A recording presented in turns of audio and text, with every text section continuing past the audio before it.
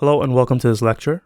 We're now going to dive deeper into generics, and you've been using them so far in this course while you were working with collections, but we need to dive a bit deeper to fully understand how they can be useful in your Java code. Now, several lessons ago when I introduced the array list, you saw that if we create an array list and don't specify the type parameter, meaning, in those angle brackets, if we don't specify the kind of data that can go into that array list, we could run into some trouble.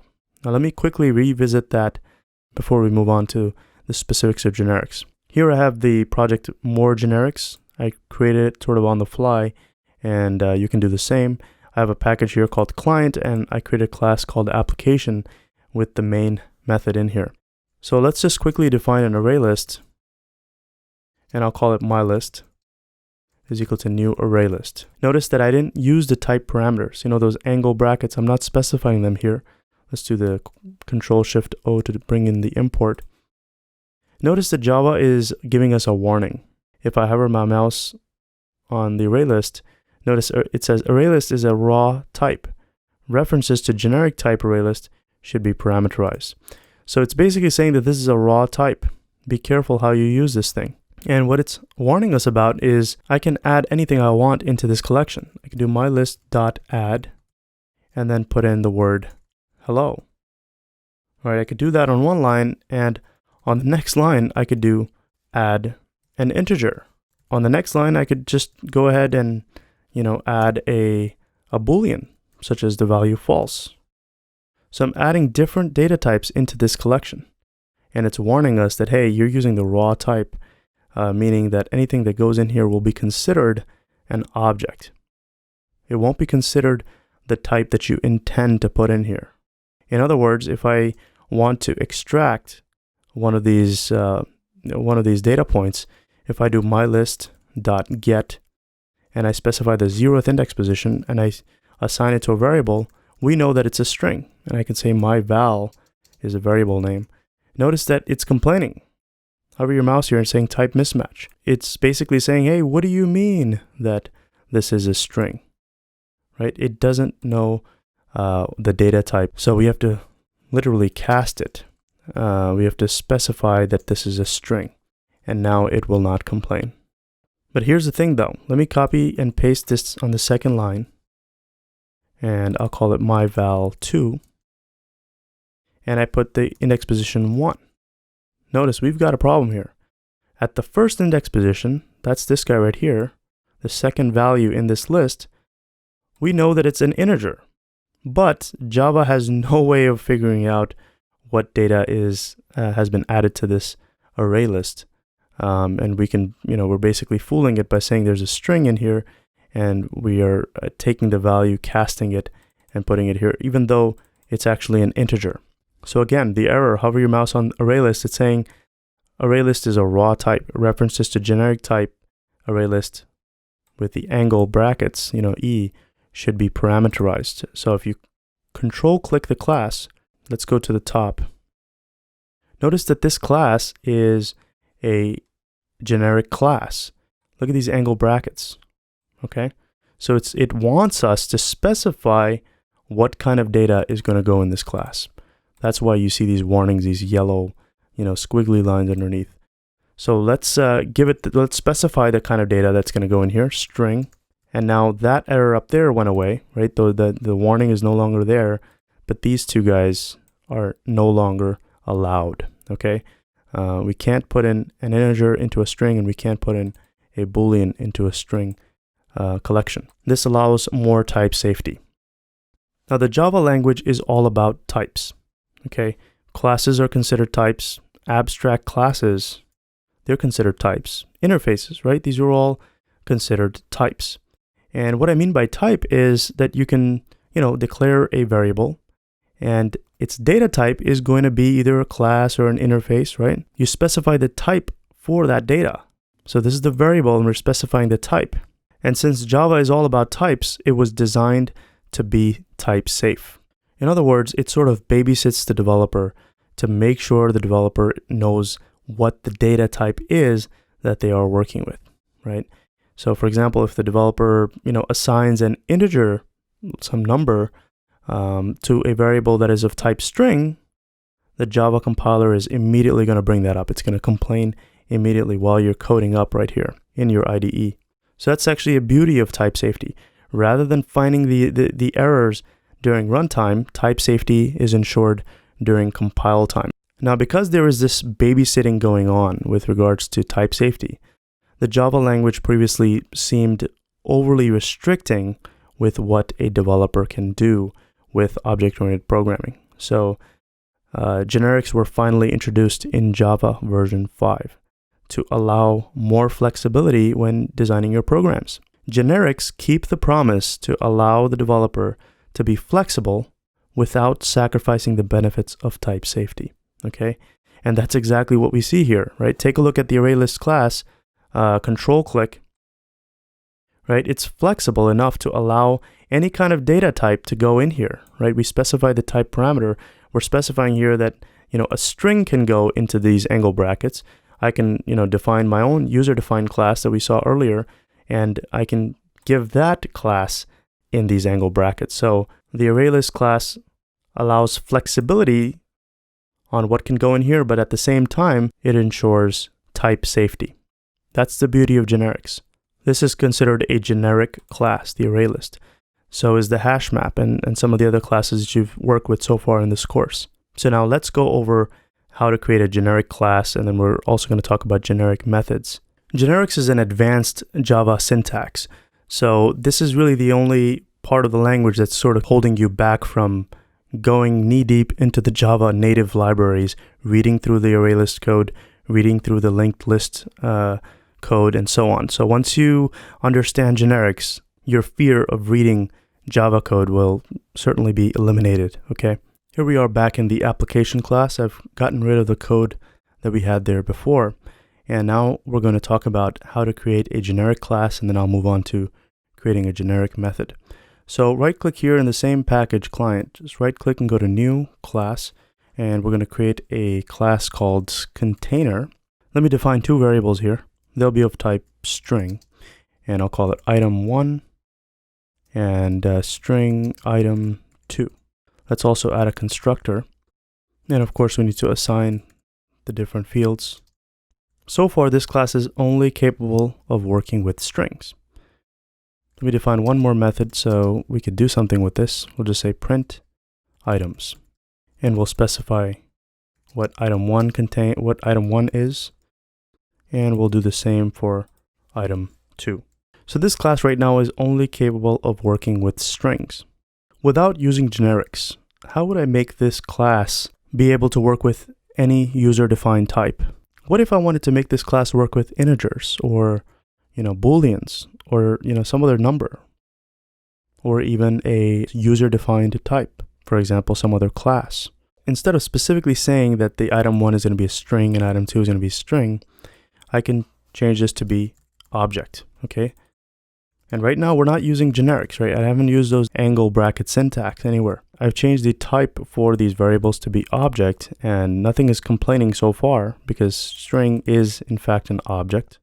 So it's not going to complain. Let me also change these to object and change this to object. Okay.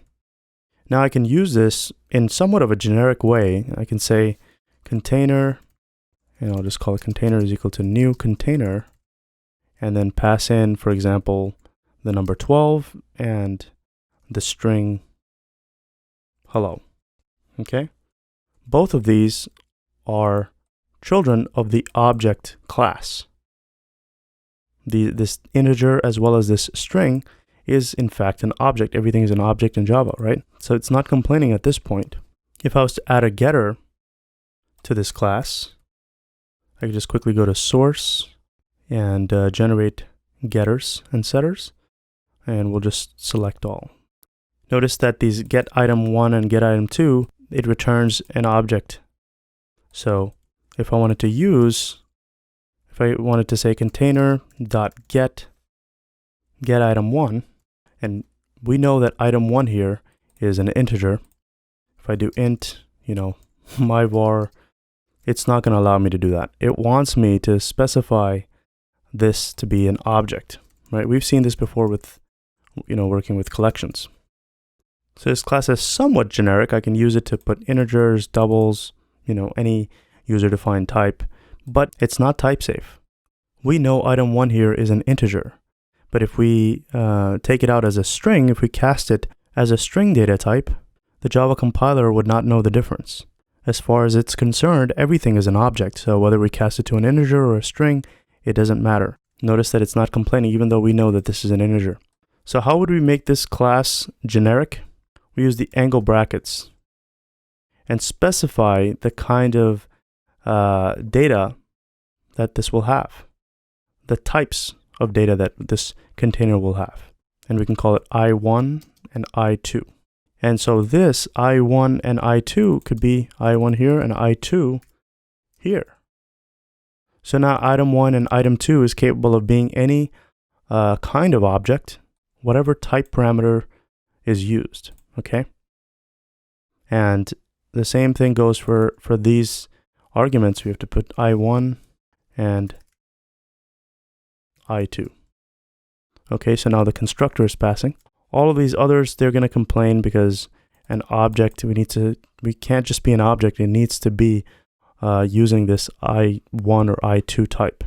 So we need to change this to I1 and change this to I2. And now this class is completely generic, okay? If we go back to the application class, if you hover your mouse, it's going to say container is a raw type. So we're using the raw type version for this class because we're not specifying the type parameter. That's what the warning states. So let's indicate that these are going to be integer. That's going to be the first argument, and string is going to be the second argument.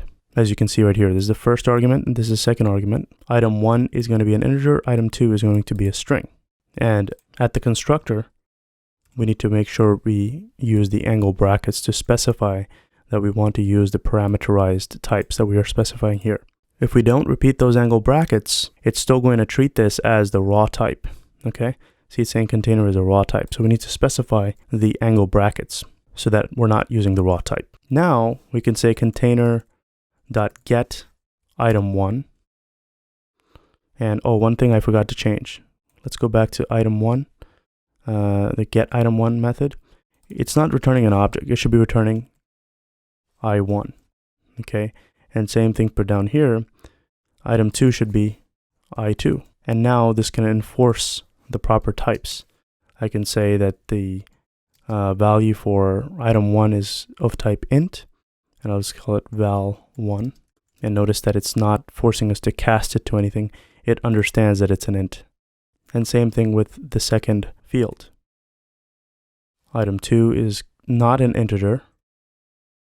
Right? Item 2 is not an integer, and it knows it. This is compile time type safety going on here. It's checking for us, making sure that we don't make a mistake. All right, it's saying type mismatch cannot convert from string to int, okay, because we stated that this is a string, right? The second type that is being used in the class is a string. When we try to get that field, item 2, it's complaining and saying, hey, this is not an int, this is a string. So we need to change this to a string. And now it's working fine. So do you see how generics keep the promise to allow the developer to be flexible enough, right? We can put anything in here. We can use this container to save any kind of objects, whether it be strings, doubles, or user-defined classes. We can use this container for anything, as long as we specify the types. So generics keep the promise to allow the developer to be flexible without sacrificing the benefits of type safety. Issues related to types are highlighted at compile time rather than runtime. So I showed you how to convert a pseudo, before it was a pseudo generic class. It wasn't really a fully generic class. Now this class is completely generic. Okay, it's based on whatever types is passed into the angle brackets. So the container is a generic class, and we can pass in any kind of data type in here. And that's going to take the place of wherever I1 is and I2 is. So here, integer is going to take the place of I1, and string data type is going to take the place of I2. So wherever we're defining variables or referring to this I1 and I2 in the method definitions and in the types for the parameters, everywhere where you see I1 and I2, that's going to take that place respectively in that order as we're passing it here in the angle brackets. Okay, so that's a generic class. Now let's talk about creating a generic method. Outside of main, I'm going to create a method, and we're going to call it union. And it's going to be a static method. And the return type is going to be set. And the method name is, of course, union. And it's going to take two arguments. One is set, we'll call it set1, right? That's the parameter name, and this is the data type set. And you've already seen sets, from the previous lessons. The second argument is set2. Okay, and what this is going to do is going to union both of the sets together and return a result. So if set1 contains 1, 2, 3, 4, 5, and set2 contains 6, 7, 8, 9, 10, the return value of this set is going to contain the numbers from 1 to 10. And remember, sets do not store duplicates. So if there are any duplicates, it's going to disregard them, and we're only going to get unique values in the returned result. So let's just do a quick Control-Shift-O to bring in the import for the set interface. And I'm going to define a variable in here called result. That's going to be of type set. And we're going to do new hash set. And you're probably noticing that right now, this is not a generic method. To the argument of hash set, when we're instantiating this hash set, we're passing in set1. So that result contains the values that are in set1. Let's do the Control-Shift-O to bring in the import for hash set. And now all we have to do is result.addAll. You've seen this from the previous, collections lessons. The addAll method adds everything from another collection. So we could just pass in set2. And after this line, the result variable will contain the data for both of these sets, and it's going to disregard duplicates. So we could just return result. And now this method should be compiling. So notice all of these warnings. Hover your mouse, and it's of course saying, we're using the raw type. We're using the raw type. It's saying that on pretty much all of these lines. And that's a problem, because if anyone uses this method without the regard for the data types, one set can contain strings and the other one could contain integers, it'll still be able to add that to the result. But if we try to get those values and do stuff with it, we're going to have trouble, okay? Because we're going to be iterating over things that we don't even know what those, data types are. And we can have class cast exception issues, exceptions taking place during the casting process. So to convert this non-generic method into a generic method, there are a couple of things we need to do. The first thing is we need to pass in those angle bracket syntax to the parameter variables. So set1 is of type set with angle brackets with some value. This unknown type. Right now I just gave it the variable e, just like in the container class how we gave the variable I1. Over here I gave the variable e to represent whatever data type is going to be used for this set. And then for the second argument is also going to be e. And wherever e is used in the body of this method, right now I haven't used it, wherever it's used, it's going to take that data type in the definition of this method. So right now it's giving an error because right now it doesn't know what e is. Have your mouse over here, and it's saying e cannot be resolved to a type. It just doesn't know what e is. So we need to actually define the type for e.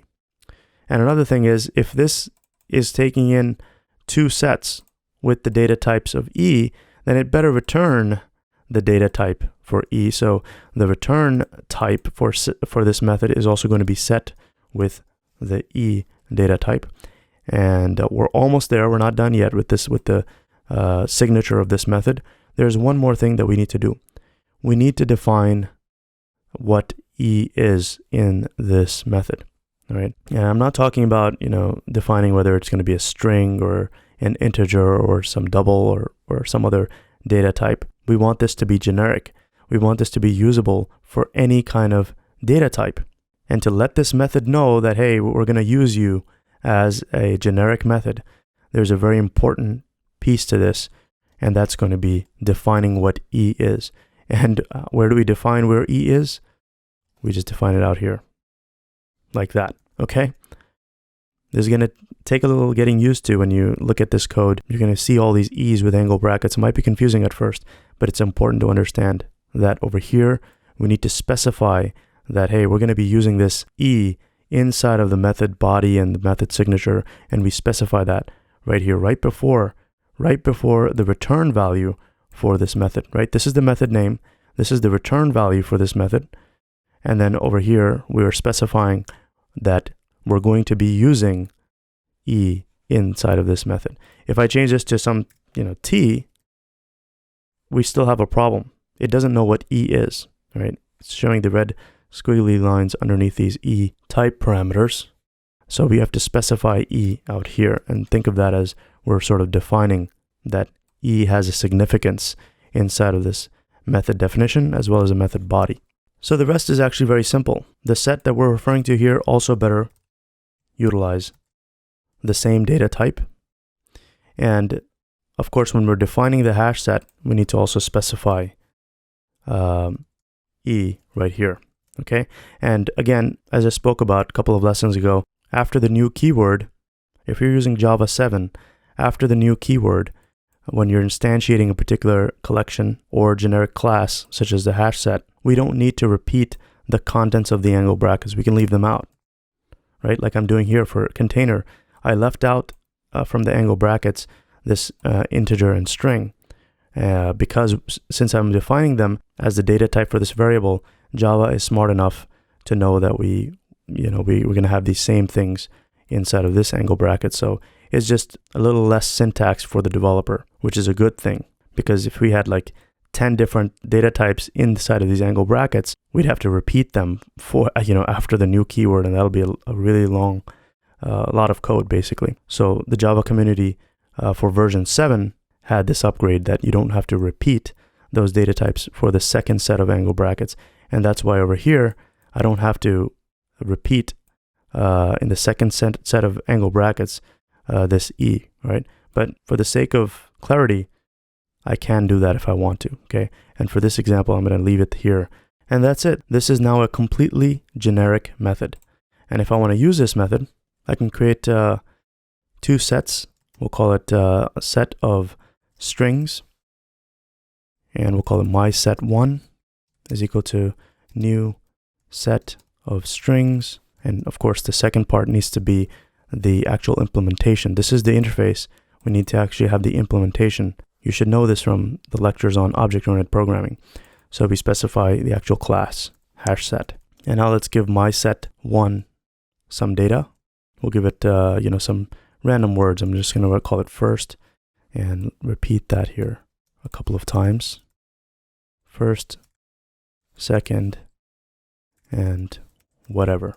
Okay. And I'll just copy paste this to save time for set2. All right. This is going to be called mySet2. This is also string, and it's going to have, instead of the third word being whatever, I'm just going to call it computer. Okay.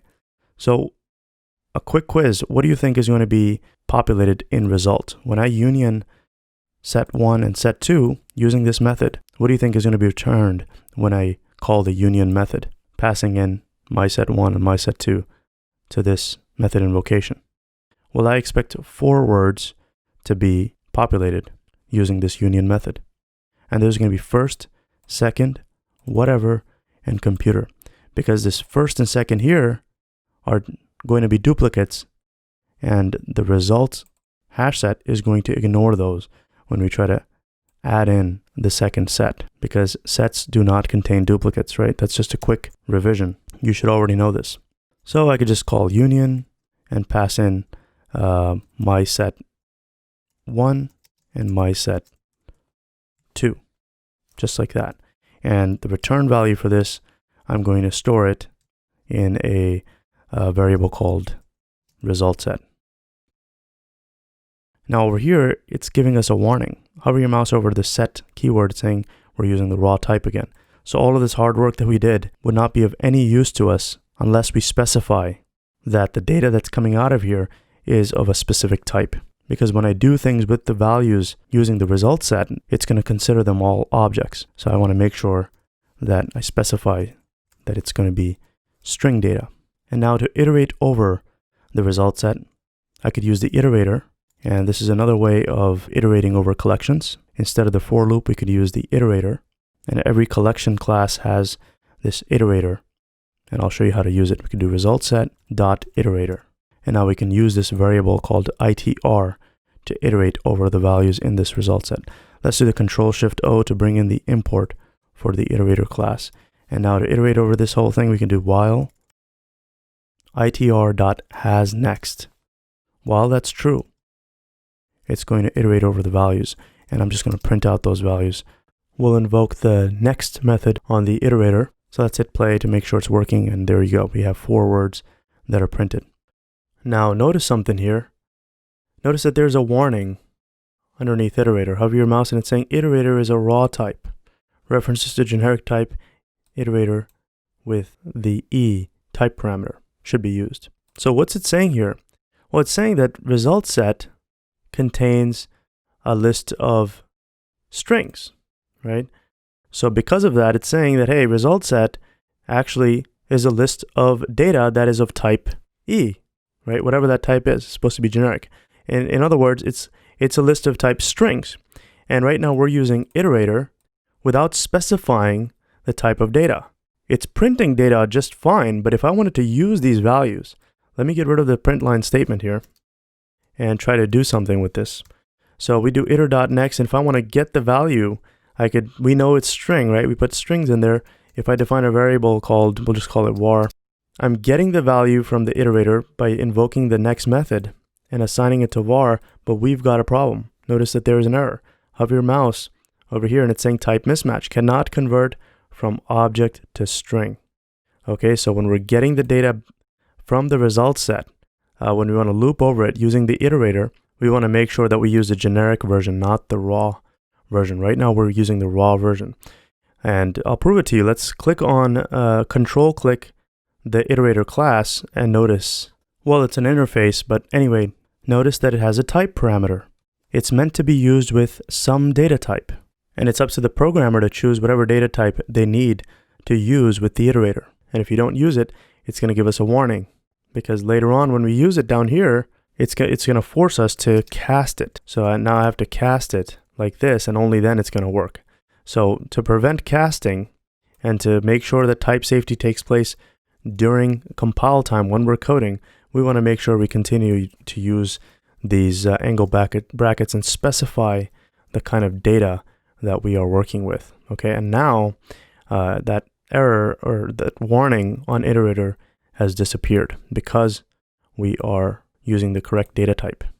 So again, what's the beauty of this? Well, if I mess up for whatever reason, I put integer here, the Java compiler is smart enough to know that the data that's returned is not a list of integers, it's a list of strings. So of course it's saying type mismatch cannot convert from iterator string to iterator integer. So when we invoke the iterator method on the result set, it's going to return the data of the type for result set, which is a set of strings.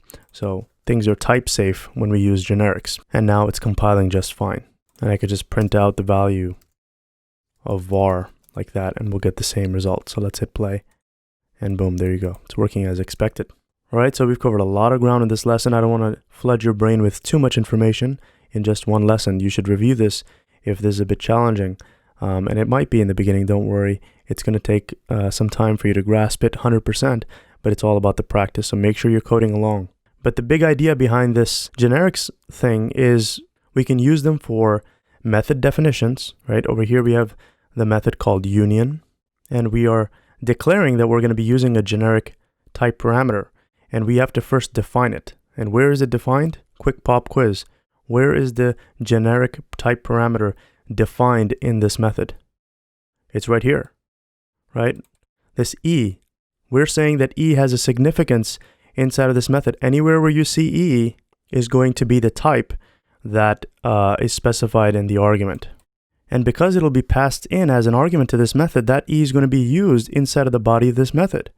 Wherever you see E, that's going to be the data type that was passed in to this method, okay?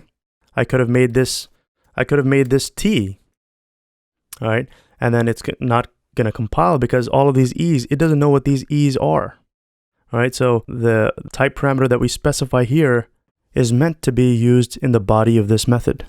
Now I can have E, I can have multiple, I can have V, I can have O, whatever I want, all of these letters. I can specify that each one of these letters will have a significance in this method. All right, it's compiling right now because we have E here and we're using E. It's not complaining. Even though we're not using V, O, G, these are just random letters that I came up with. They can be anything. They could be, words.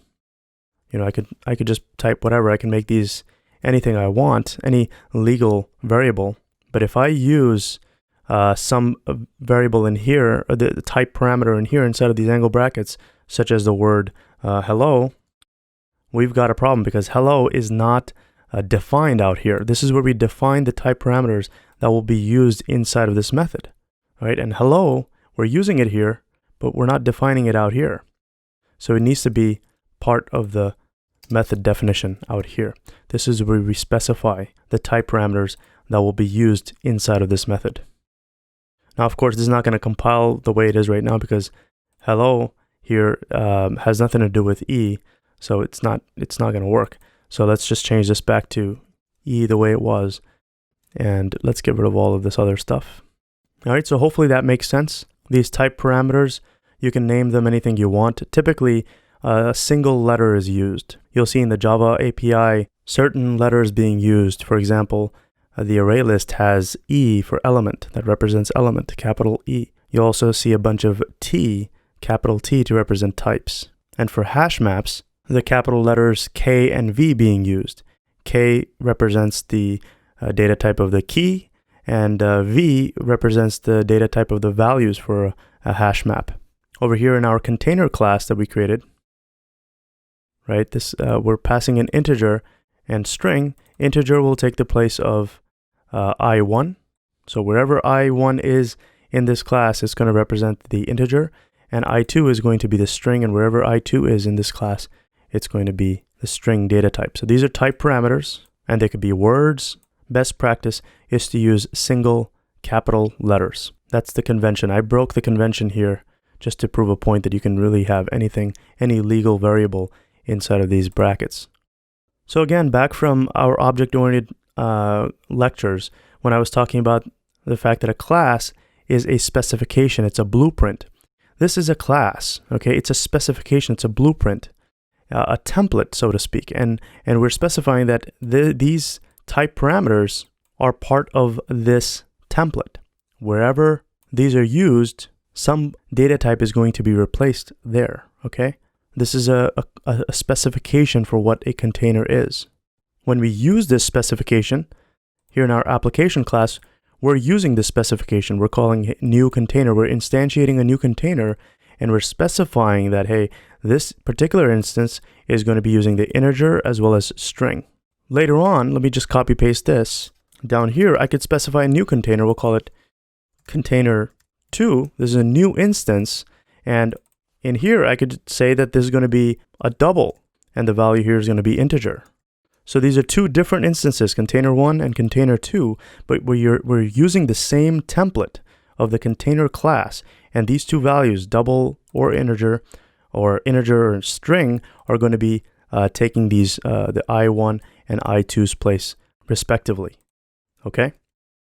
And this, of course, is not compiling because double is usually a decimal number, and we have a string. So let's change this to an integer.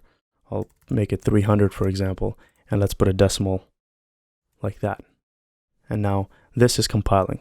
So we're using the same specification, right? Same class definition with two different types of data, right? And that's what generics allows us to do.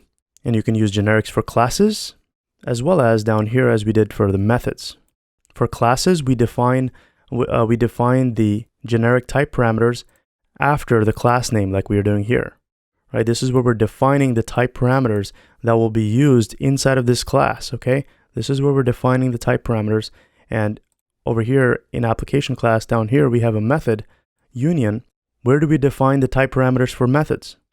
We define them right before the return value. This is what this method is supposed to return, and right before that, we are defining the type parameters that will be used in this method, okay? So a lot of information covered in this lesson. Make sure you review it, watch it over if you have to. These are fundamental generic concepts that you must understand. There's a couple more things we have to talk about with regards to generics, and I'm going to save that for the next lesson. So stay tuned. Thanks for watching. I'll see you soon.